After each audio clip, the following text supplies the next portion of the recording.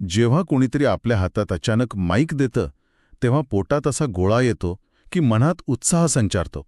आज आपण याच अनुभवाच्या मुळाशी जाणार आहोत.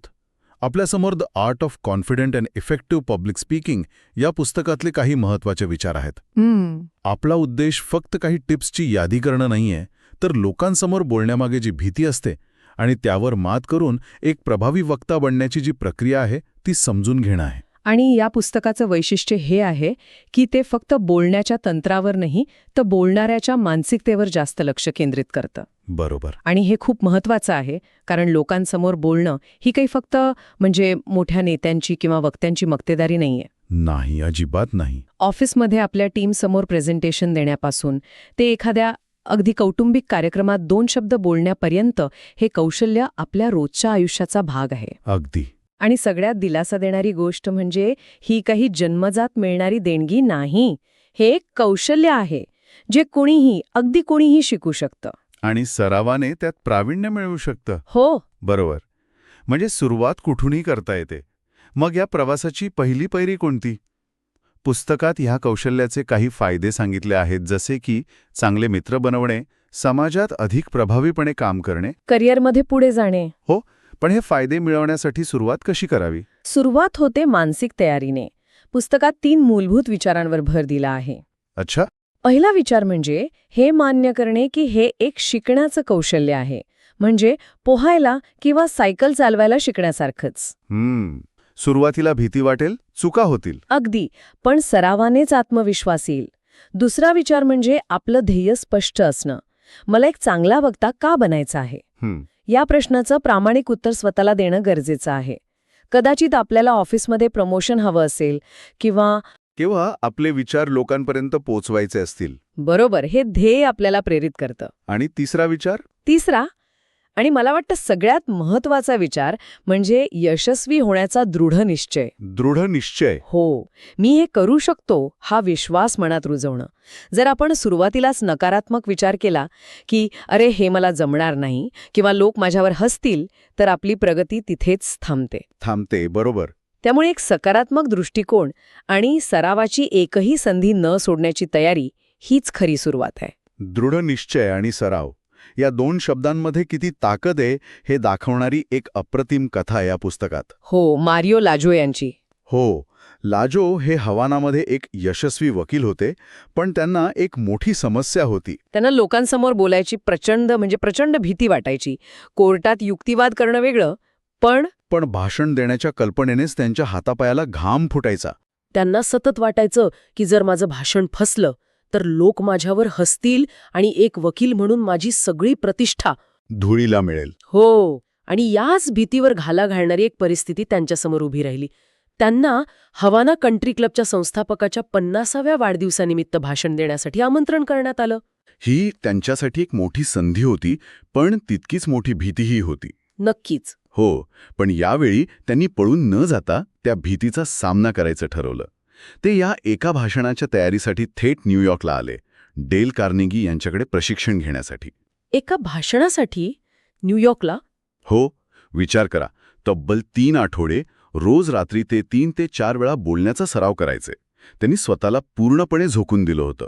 आणि या प्रचंड मेहनतीचं फळ काय मिळालं? फळ अविश्वसनीय होतं. लाजू यांनी दिलेलं ते भाषण इतकं प्रभावी ठरलं की प्रतिष्ठित टाईम मासिकाने त्यांच्यावर एक लेख लिहिला आणि त्यांना काय उपाधी दिली असेल? काय? सिल्वर टंग ओरेटर. अरे वा! म्हणजेच जादुई वाणीचा वक्ता. ज्या माणसाला बोलायला भीती वाटत होती तोच माणूस एका रात्रीत वक्तृत्वाचा स्टार बनला. कमाल आहे. हे उदाहरण हेच दाखवतं की योग्य तयारी आणि निश्चय असेल तर भीतीवर मात करणं अगदी शक्य आहे. मारिओ लाजो यांची कथा खरंच अविश्वसनीय आहे. ती दाखवते की काय साध्य करता येऊ शकतं. पण रोजच्या आयुष्यात जिथे भाषणासाठी 3 आठवडे तयारी करायला वेळ नसतो, तिथे सुरुवात करणाऱ्याने काय करावं? म्हणजे फक्त सराव करा हे ऐकायला सोपं वाटतं, पण स्टेजवर जाण्याच्या कल्पनेने ज्यांच्या पोटात गोळा येतो त्यांच्यासाठी काही ठोस पहिल्या पायरीवर करण्यासारख्या गोष्टी आहेत का? नक्कीच आहेत. आणि इथेच पुस्तकातला एक महत्वाचा विचार समोर येतो. भीती घालवण्यासाठी युक्त्या शोधण्यापेक्षा भीतीमागचं कारण समजून घेणं जास्त महत्वाचं आहे. अच्छा. पुस्तकात म्हटलं आहे की खरेपणा, ऑथेंटिसिटी हे भीतीवरचं खरं औषध आहे. खरेपणा. हो, जेव्हा आपण एक उत्तम परिपूर्ण वक्ता बनण्याचा प्रयत्न सोडतो आणि आपल्याला जे खरंच वाटतं ते आपल्या शब्दांत मांडण्यावर लक्ष केंद्रित करतो, तेव्हा भीती आपोआप कमी होते. हे खूप इंटरेस्टिंग आहे. म्हणजे एक चांगला वक्ता कसा असतो या कल्पनेच्या ओझ्याखाली दबण्यापेक्षा मी माझ्या विचारांशी किती प्रामाणिक आहे यावर लक्ष द्यायचं. अगदी बरोबर. आणि याच विचारावर आधारित काही व्यावहारिक टिप्स आहेत. पहिली म्हणजे हे समजून घेणे की भीती फक्त तुम्हालाच वाटत नाही. हां. जगातल्या मोठमोठ्या वक्त्यांनाही सुरुवातीला भीती वाटायची. ही भीती म्हणजे सवयीचा अभाव. सरावाने ती कमी होते. बरोबर. आणि दुसरी आणि महत्वाची टिप याच विचाराशी जोडलेली आहे. भाषणाची तयारी करा, पण घोकंपट्टी करू नका. इथे मला थोडं थांबायचं आहे, कारण अनेकांना, विशेषतः घाबरलेल्या लोकांना वाटतं की शब्दन-शब्द पाठ करणं हाच सर्वात सुरक्षित मार्ग आहे. म्हणजे विसरण्याची भीती राहत नाही. मग यात धोका काय आहे? खूप चांगला मुद्दा आहे. धोका दुहेरी आहे. पहिला, जेव्हा आपण पाठ केलेलं बोलतो तेव्हा आपण एका रोबोटसारखे वाटतो. हो, ते नैसर्गिक वाटत नाही. अगदी. आपल्या बोलण्यातला जिवंतपणा, भावना सगळं निघून जातं. श्रोत्यांशी आपला संपर्क तुटतो. आणि दुसरा, जो जास्त मोठा धोका आहे, तो म्हणजे जर तुम्ही पाठ केलेला एक शब्द जरी विसरलात, तर पुढचं काहीच आठवत नाही. काहीच नाही. तुमचा आत्मविश्वास पूर्णपणे ढासळतो. त्यापेक्षा विचारांचा प्रवाह लक्षात ठेवा. एक बाह्यरेखा तयार करा आणि स्वतःच्या शब्दांत बोला.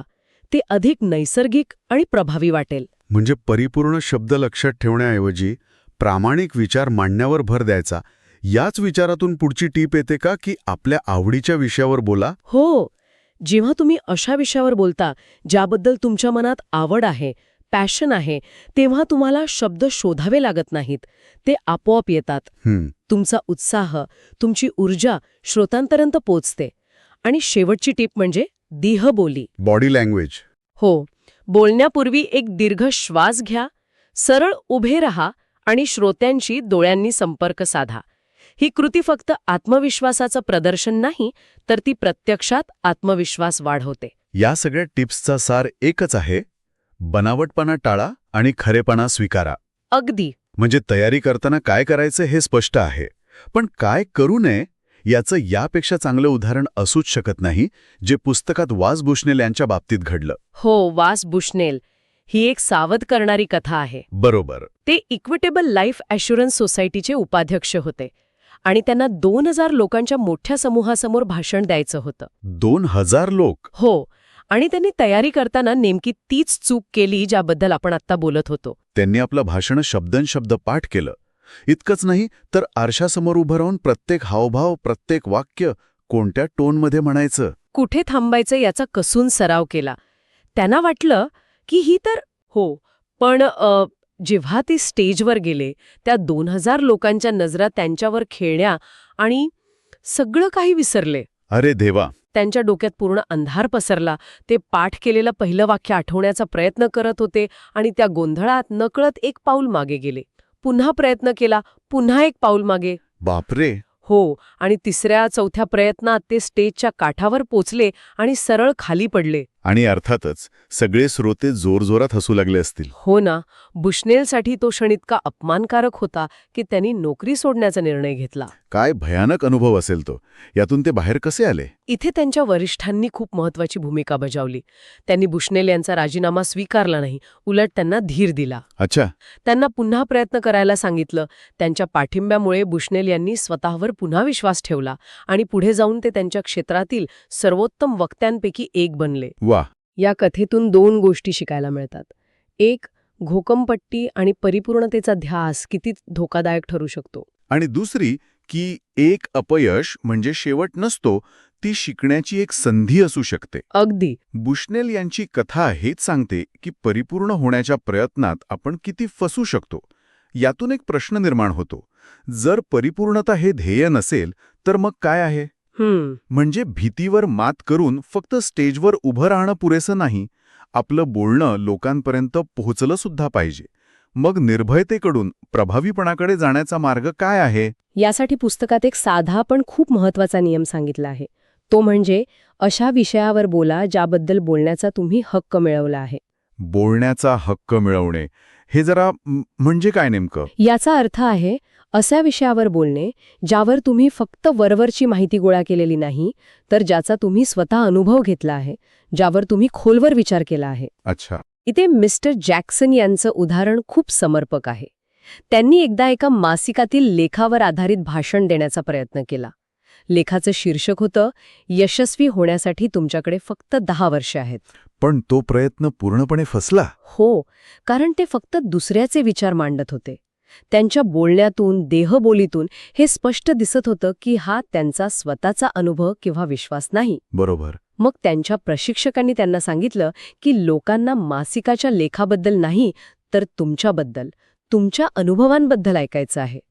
पुढच्या आठवड्यात जॅक्सन यांनी बँक एक्झिक्युटिव्ह म्हणून आलेले स्वतःचे अनुभव सांगितले आणि ते भाषण खूप परिणामकारक ठरलं. कारण त्यात त्यांचा स्वतःचा आवाज होता, त्यांचे स्वतःचे विचार होते. अगदी.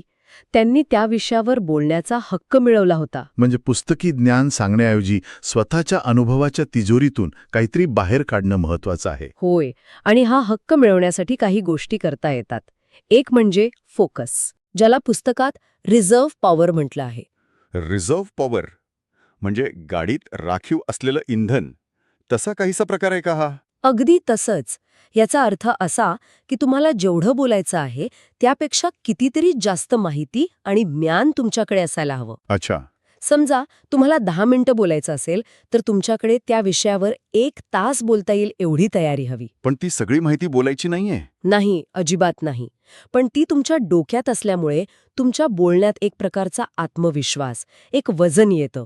श्रोत्यांनी काही प्रश्न विचारले तर तुम्ही गोंधळून जात नाही. म्हणजे तयारीच्या या खोलवरच्या पातळीमुळे एक नैसर्गिक आत्मविश्वास येतो. आपण विषयाचे जाणकार आहोत ही भावनाच आपल्याला अधिक प्रभावी बनवते. आणि तिसरी आणि शेवटची गोष्ट म्हणजे भाषणाला मानवी स्पर्श देणे. म्हणजे आपल्या बोलण्यात उदाहरणं, कथा आणि वैयक्तिक अनुभव सांगा. जेव्हा तुम्ही सांगता, माझा एक मित्र आहे रमेश, तेव्हा श्रोते त्या कथेशी लगेच जोडले जातात. हो, ते जास्त रिलेटेबल होतं. हो, जॉन गंथर नावाच्या एका प्रसिद्ध पत्रकाराचं उदाहरण पुस्तकात दिलंय. ते त्यांच्या लेखांसाठी प्रत्यक्ष त्या ठिकाणी जाऊन लोकांशी बोलून माहिती मिळवत असत.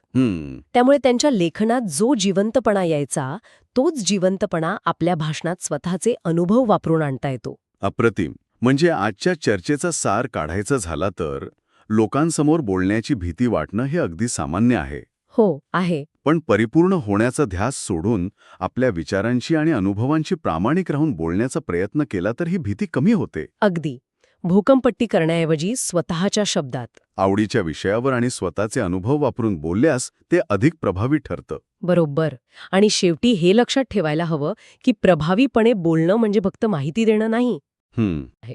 ती इतरांशी जोडली जाण्याची, त्यांना प्रभावित करण्याची आणि कदाचित त्यांना प्रेरणा देण्याची एक संधी आहे. नक्कीच.